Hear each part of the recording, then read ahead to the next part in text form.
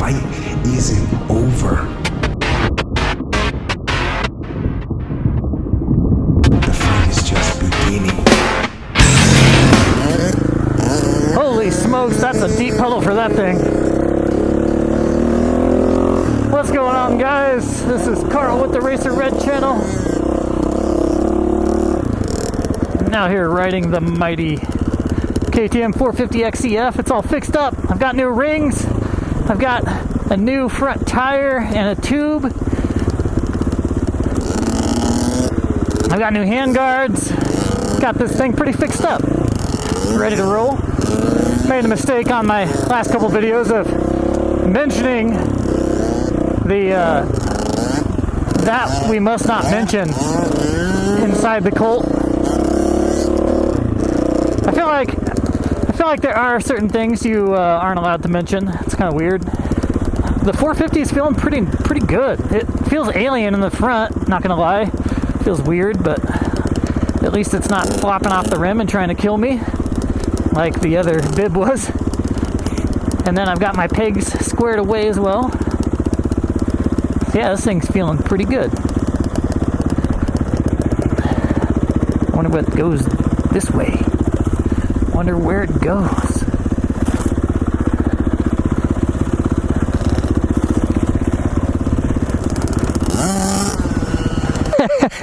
I was going off to the side and he was just like, go sploosh! We are in strange times for sure. We've got weird spotting UFOs around. We've got political nonsense left and right. But isn't it always that way? Dude, I gave a lot of financial advice-ish.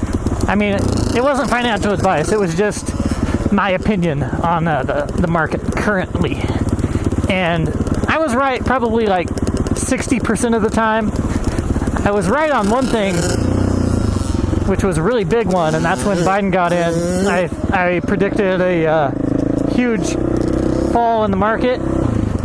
Where I was wrong was that you should invest in EV, electric vehicle companies, because those did not pan out. Not even one bit. Except for Tesla. Tesla did pretty well. Back in my day on my Z50 Honda, I would ride that all the way up, full throttle. 50Z Honda. Yeah. 4-stroke Honda. He used to ride all the way up full throttle. Oh yeah, I was half your age when it happened. Half your age. Yeah. That's why you got this big area. And then see, you get that little booter at the bottom. I mean, you end up jumping halfway up the top anyway. Yeah, halfway up. At least halfway. Probably not going to land it. Let's try this count. I'm just glad kids don't always listen to us. Right. Yeah, he's the one that I know some kids that'd be like, all right. He says it's legit. He says it's legit. It's got to be legit. And where I was wrong big time was the oil companies. I figured those weren't going to do well, considering Biden was like, hey, we aren't going to have any fossil fuels. We're going to do away with all that. That was campaign talk. That's never going to happen. Another spot where I was wrong, and I figured our currency would get, I figured we would get crazy inflation, and I was 100% correct on that. We are seeing crazy inflation. The way that I said that we should counter that is with commodities and possibly with Bitcoin or cryptocurrency. Cryptocurrency was not the way to go. And with all this stuff, you shouldn't be going all in anyways. It's not I mean, it wasn't a big deal for me. It shouldn't be a big deal for whoever is investing in that. However, this is not advice. This is not financial advice. I'm a dude on a motorcycle, not your financial advisor. But commodities did really well. Housing market did really well. And I think the housing market is about to go the other direction hard. Little real estate market is going to take a massive blow. And those who bought at these high prices are gonna pay. I've lost in this market before. And so I'm weary of it, and I watch it. I've lost big time on this market before. It took me 12 years to see any increase in income from my first housing purchase. I was a homeowner when I was 20, got my first house when I was 20, and that thing tanked right after I bought it. I think I bought it in like 2006 or so, 2007, somewhere in there. I think it was 2006. It tanked. I see the same thing happening here pretty soon. Those who are ready to buy likely do pretty good. Once it hits the bottom, that is.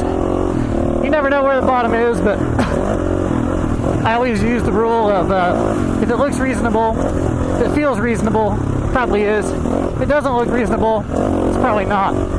Nothing about the current housing market looks reasonable.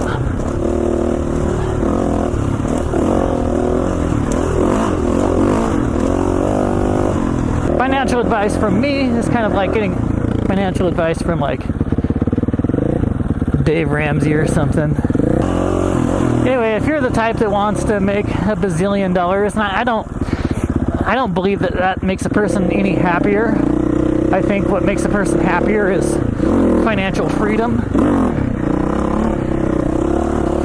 So that's always been my philosophy.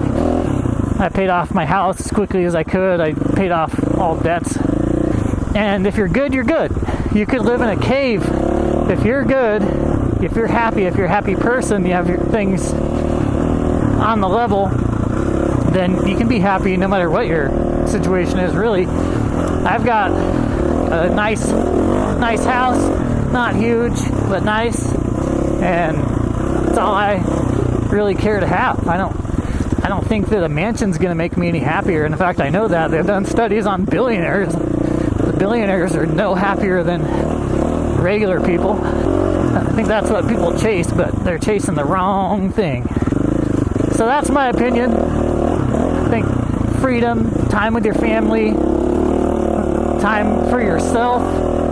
Time is the best currency you could possibly have. And there are people who definitely don't think they'll be happy unless they get to a certain number or a certain whatever. Unless they have a bar in their house and a gigantic thing of cabinets and like just a hot tub and like whatever it is, whatever the thing is.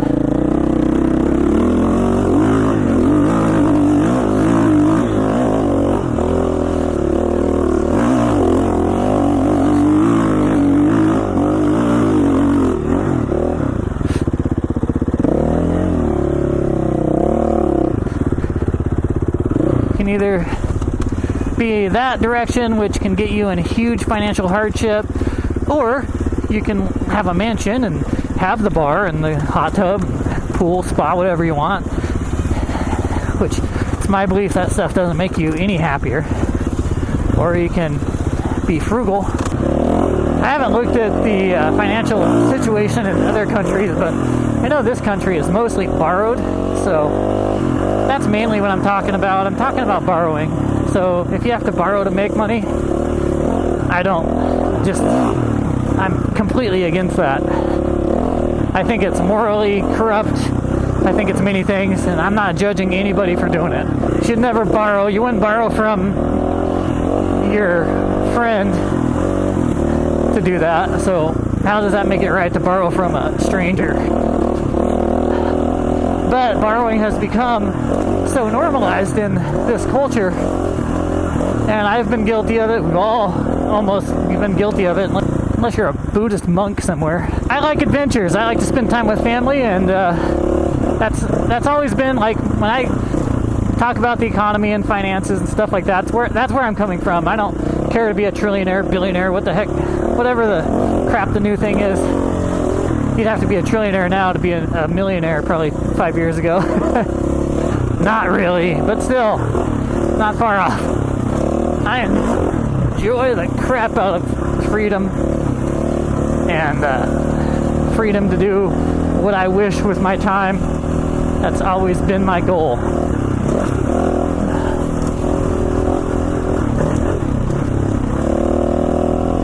Anyways, guys, I'll catch you on the next one. Peace.